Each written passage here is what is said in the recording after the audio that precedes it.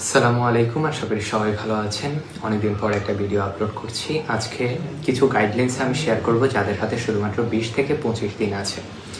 আমরা অনেক জায়গায় কোর্স করি, কিন্তু দেখা যায় কোর্স যখন শেষ হয়ে যায় আমাদেরকে তারা আর গাইডলাইন্স দিয়ে থাকে না, এবং আমাদের শেষে যে প্রিপারেশন টাইমটা থাকে তখন আমরা প্রপারভাবে প্রিপারেশন নিতে পারি না, যাতে করে আমরা স্যাটিসফাইড হই না, কিংবা পুরোপুরি আমাদের প্রিপারেশনটা সম্পূর্ণ না করেই এক্সামে বসে যাই এবং আমাদের কাঙ্ক্ষিত স্কোর যেটা থাকে সেটা কখনোই আসে না, হয়তো তার থেকে একটু কম আসে।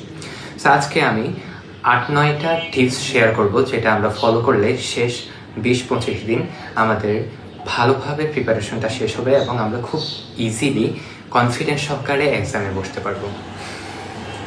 আমাদের প্রথম যে টিপসটা সেটা হচ্ছে লিসেনিং এবং রিডিং মক টেস্ট দেওয়া। আমরা যত বেশি মক টেস্ট ফেস করব ততই আমাদের জন্য মেইন এক্সামটা সহজ হয়ে যাবে। আমরা বিভিন্ন গ্রুপে ঘুরে দেখতে পারি যে স্টুডেন্টরা অনেক ভালো স্কোর করে, তারা কিন্তু অনেক বেশি মক টেস্ট ফেস করে, হয়তো রিয়েল এক্সাম ভেন্যুতে কিংবা ওয়েবসাইটের মধ্যে। সো বিভিন্ন ধরনের ওয়েবসাইট আছে যেখানে আপনি চাইলেই ফ্রিতে মক টেস্ট দিতে পারবেন। সো আমরা চেষ্টা করব যেন প্রতিদিন অন্তত একটা লিসেনিং মক টেস্ট এবং একটা রিডিং টেস্ট দিতে পারি।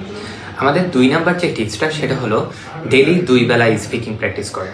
2 বেলা যখন আমরা স্পিকিং প্র্যাকটিস করব তখন আমাদের স্পিকিংয়ের যে জড়তা কাজ করে সেটা চলে যাবে। কারণ আমরা বাঙালি, আমাদের সেকেন্ড ল্যাঙ্গুয়েজ হচ্ছে ইংলিশ এবং আমরা খুব সহজেই এটা আয়ত্তে আনতে পারি না, কিন্তু চাইলেই স্পিকিংয়ের মতো একটা মডিউলে খুব ইজিলি অল্প সময় ভালো একটা স্কোর আমরা তুলতে পারি। তাই আমরা চেষ্টা করব 2 বেলায় সকালে 30 মিনিট এবং রাতে 30 মিনিট স্পিকিং প্র্যাকটিস করার। পাশাপাশি আমরা রিয়েল এক্সাম সেন্টার যেটা সেখানে মক টেস্ট দেওয়ার ট্রাই করব, যেখানে আমরা মক টেস্ট দিলে আমাদের কনফিডেন্স বাড়বে, আমরা ইজিলি যে কোনো সিচুয়েশন হ্যান্ডেল করাটা শিখব। আমাদের 3 নাম্বার যে টিপসটা সেটা হচ্ছে রাইটিং লিখা এবং চেক দেওয়া। আমরা খুবই অলসতা দেখাই যখন রাইটিংয়ের টাস্কটা করতে যাই, কারণ আমরা যদি রাইটিংটা না লিখি তাহলে আমাদের ইমপ্রুভমেন্টটা আসবে না, আমরা কখনো বুঝতে পারবো না আমাদের সমস্যাগুলো কোন জায়গায় হচ্ছে। তাই আমাদেরকে সমস্যাগুলো আইডেন্টিফাই করার জন্য অবশ্যই রাইটিং লিখতে হবে এবং সেগুলো নোট করতে হবে। নোট করার চেষ্টা করব আমাদের পরবর্তী যে রাইটিংটা আছে সেখানে যেন এই ভুলগুলো আর না হয়। সো ডে বাই ডে আমরা টাইম ধরে রাইটিংটা করব যাতে আমাদের কোনো প্রবলেম না হয় রিয়েল এক্সামে। 4 নাম্বার যে টিপসটা সেটা হলো আমরা অনেক বেশি রাইটিং স্যাম্পল আনসার পড়বো। আমরা অনেকেই শর্টকাট খুঁজি, বিভিন্ন পেজে 30-40টা স্যাম্পল আনসার তারা পোস্ট করে যে এইগুলো পড়লেই আমাদের হয়ে যাবে। বাট আমার কাছে যদি পর্যাপ্ত পরিমাণে স্যাম্পল আনসার না থাকে, আমরা একটা স্যাম্পল আনসার পড়লে প্রায় 6টা আইডিয়া আমরা কিন্তু পেয়ে যাই। সো আমি যদি মার্কার থেকে অন্তত 100+ স্যাম্পল আনসার পড়তে পারি তাহলে যে কোনো কোশ্চেন টাইপের উপর আমরা লিখতে পারবো। এবং কিভাবে আমরা স্যাম্পল আনসার পড়বো ইতিমধ্যে আমাদের পেজে এই নিয়ে ভিডিও আপলোড করা আছে, আশা করি সেটা দেখলে আপনাদের আর কোনো প্রবলেম হবে না। আমাদের 5 নাম্বার যে টিপসটা সেটা হলো প্রতিদিন 1 ঘন্টা করে ইংরেজি শোনা।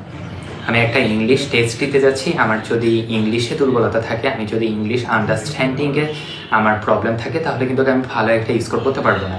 আপনি যখন প্রতিদিন 1 ঘন্টা করে ইংলিশটা শুনবেন, যে কোনো কিছু শুনতে পারেন, পডকাস্ট, মুভি, সিরিজ, যা আপনার মন চায়, জাস্ট আপনি ইংলিশের উপর থাকলেই হলো, তাহলে আপনার কনফিডেন্স লেভেলটাও বাড়বে এবং আপনি খুব ইজিলি ইংরেজির সাথে মানানসই করে নিতে পারবেন নিজেকে। আমাদের নাম্বার 6 যে টিপসটা সেটা হচ্ছে রিলস থেকে দূরে থাকা। আমরা অনেক বেশি সোশ্যাল মিডিয়াতে অ্যাডিক্টেড থাকি এবং দেখা যায় আমরা রিলস দেখার জন্য ঢুকলে ঘন্টার পর ঘন্টা আমরা পার করে দিই।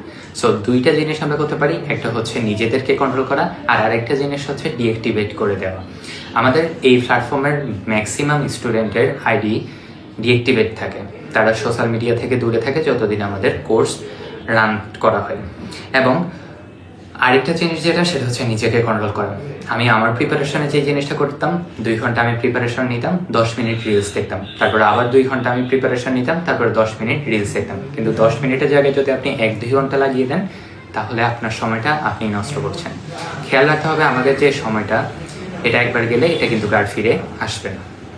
আমাদের 7 নাম্বার যে টিপসটা সেটা হচ্ছে ভোকাবুলারি না শিখে আমরা আগে যে ভোকাবুলারি শিখেছি সেগুলো রিভিশন দিব।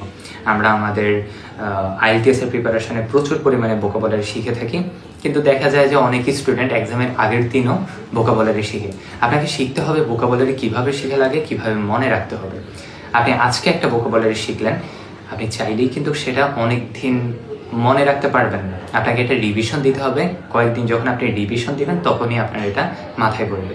আমরা চেষ্টা করব এক্সামের আগে যেই 20 দিন আমাদের কাছে সময় থাকবে, এই 20 দিন কোনোভাবে ভোকাবুলারি না শিখতে। কারণ এই 20 দিন আমরা চেষ্টা করব আগে যত কিছু শিখেছি, আগে যত ভোকাবুলারি শিখেছি সবগুলো আমরা রিভিশন দিব।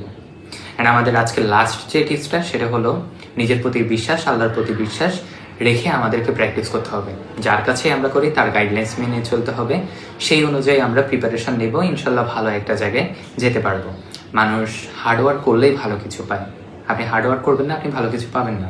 আপনি টানা 10 দিন কোনো একটা কিছু করবেন, 10 দিন পরে সেই লেভেলটা চেঞ্জ হয়ে যাবে। বাট আপনি শুধু চিন্তাই করে যাচ্ছেন, কোনো স্টেপই নিচ্ছেন না, তাহলে আপনার ইমপ্রুভমেন্ট আসবে।